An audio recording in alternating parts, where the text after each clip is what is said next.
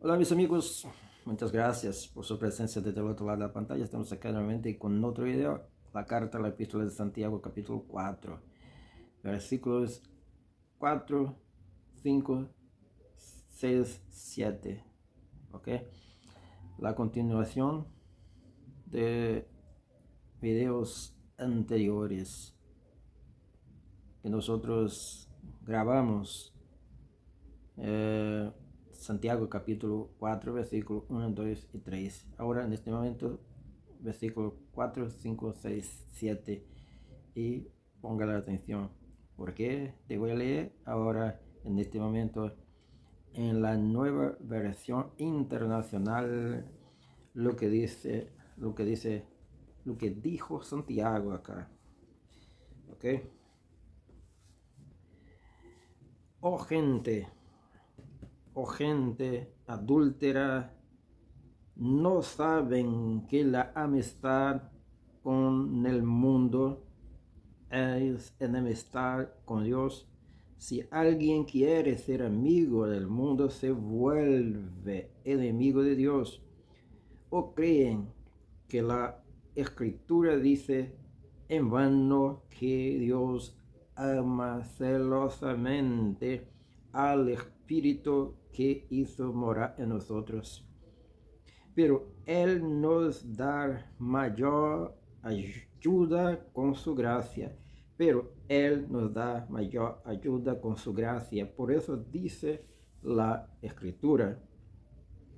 Así que sométanse a Dios, resistan al diablo y Él huirá de ustedes. Él huirá de ustedes. Sométanse a Dios, resistan al diablo y Él huirá de ustedes. Palabras de Santiago en su carta a su congregación. Ahora tenemos acá, como de costumbre, el comentario. Santiago menciona las almas adúlteras. Es verdad que no se pretendía que la palabra tuviera aquí su sentido literal. No se hace referencia al adulterio físico, sino espiritual. La idea se basa en la concepción corriente en el Antiguo Testamento de que el Señor es el esposo de Israel, e Israel la esposa del Señor. Isaías 54, versículo 5, Jeremías capítulo 3, versículo 20. Esta idea del Señor como el marido y de la nación de Israel como la esposa explica la manera en que expresa constantemente el Antiguo Testamento la infidelidad en términos de adulterio físico. El hacer un pacto con los dioses, de tierras extrañas, y el ofrecerles sacrificios y el celebrar matrimonios con extranjeros era prostituirse. Éxodo 34, 15 y siguientes. Y versos siguientes. Es en este sentido espiritual en el que el Nuevo Testamento habla de una generación adúltera. Vea Mateo 16, 4, Marcos 8, 38. La alegoría pasó al pensamiento cristiano en el que se presenta a la iglesia como la esposa de Cristo. Segunda carta de San Pablo a los Corintios, capítulo 11, versículo 1 y siguientes. Esta manera de hablar puede escandalizar a algunos oídos modernos. Esta forma de hablar, esta manera de hablar, puede escandalizar a algunos oídos modernos, pero contiene una idea preciosa.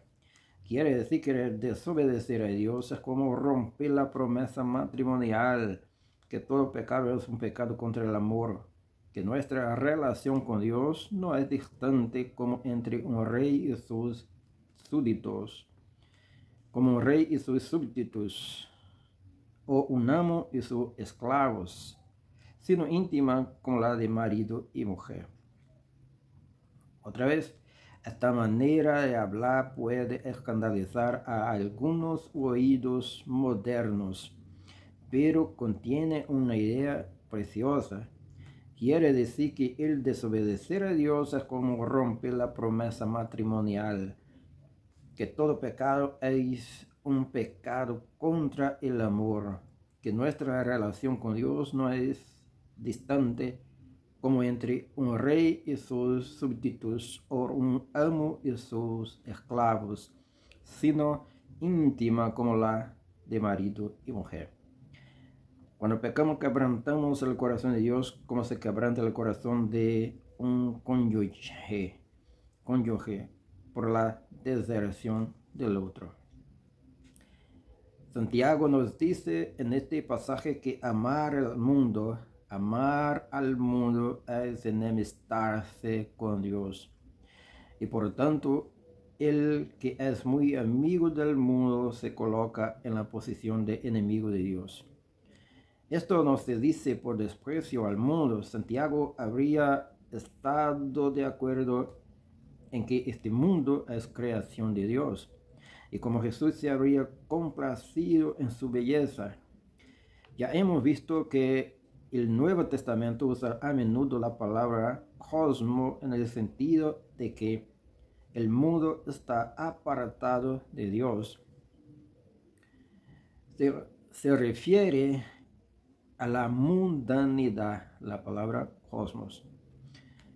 Se refiere a mundanalidad. Cuando uno dedica totalmente su vida a las cosas materiales, no se la puede dedicar a Dios. En ese sentido, el que le dedica su vida a este mundo está enemistándose con Dios. El mejor comentario a este dicho es el de Jesús. Nadie puede servir a dos señores. Mateo 6:24. Podemos estar tan dominados por ellas que el mundo llega a ser nuestro amo. Una persona puede o servirse del mundo o estar a su servicio. Usar el mundo para servir a Dios y a la humanidad es ser amigo de Dios, porque eso es lo que Dios quiere que hagamos. Pero dejarnos usar por un mundo dictador y tirano de la vida es estar en enemistad con Dios, porque eso es algo que Dios no quiere que sea el mundo. El versículo 5 es algo difícil. Para empezar, se nos presenta como una cita de la Escritura, pero no sabemos de dónde se ha tomado. Podemos suponer que Santiago está resumiendo en una frase mucho del sentido del Antiguo Testamento sin referirse a ningún pasaje en particular. El sentido es que Dios es un esposo celoso que no consiente competidor. El Antiguo Testamento no tenía nunca reparo en aplicarle a Dios la cualidad de celoso. La palabra española celoso viene del griego celos, que contiene la idea de calor ardiente.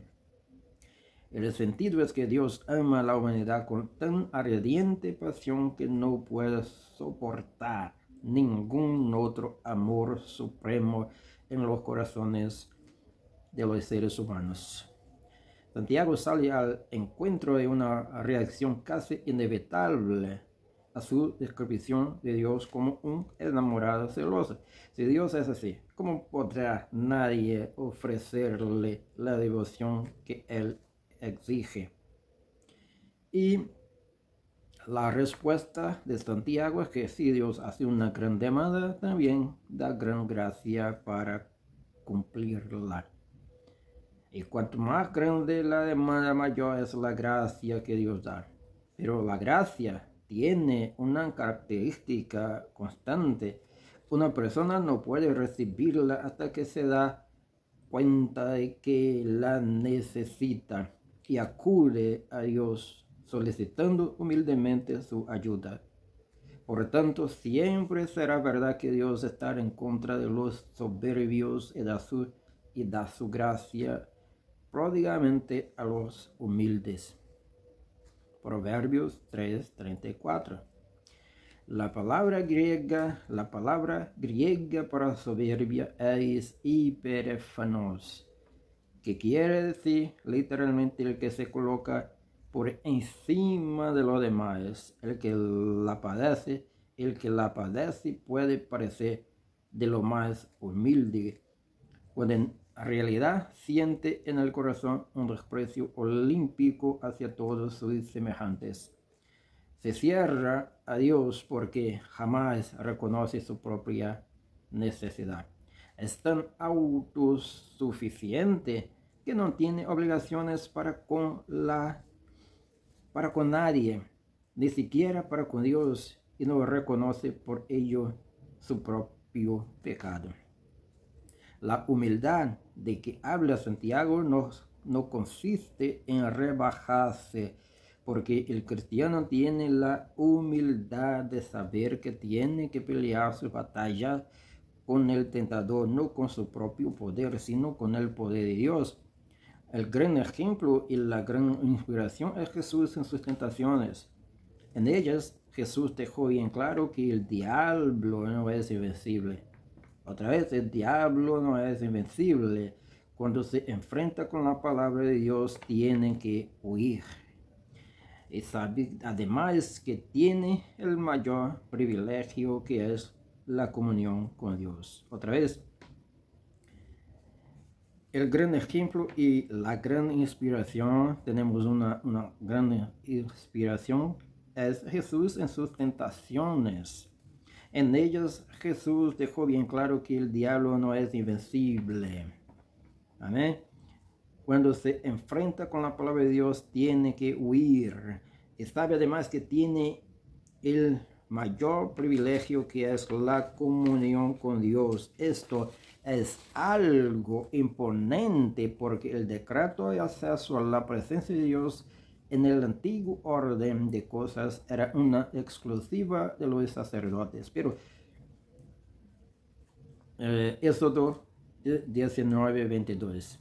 Pero por la obra de Jesucristo, cualquier creyente puede acercarse confiadamente al trono de Dios, seguro de que encontrará misericordia y gracia que le ayuden en el momento de la necesidad. Hebreos 4:16. Otra vez, esto es algo imponente, porque el derecho de acceso a la presencia de Dios en el antiguo orden de cosas era una exclusiva de los sacerdotes. Éxodo 19:22. Pero la obra de Jesucristo, escucha eso. Pero la obra de Jesucristo, cualquier creyente puede acercarse confiadamente al trono de Dios. Amén. Seguro de que encontrará misericordia y gracia que le ayuden en el momento de la necesidad. Hebreos 4:16. Gloria a Dios. Amén. Amén. Los cristianos debemos ser humildes, pero es una humildad que nos da un valor invencible, y que sabe que el acceso a Dios está abierto hasta para el santo más tímido. Y aquí termina este comentario de Santiago, capítulo 4, versículos 5, 4, 5, 6, 7. Que Dios bendiga a todos nosotros. Sigue para más. Bienvenido a este canal. Muchas gracias por su presencia desde el otro lado de la pantalla. Chao, chao. Bye, bye.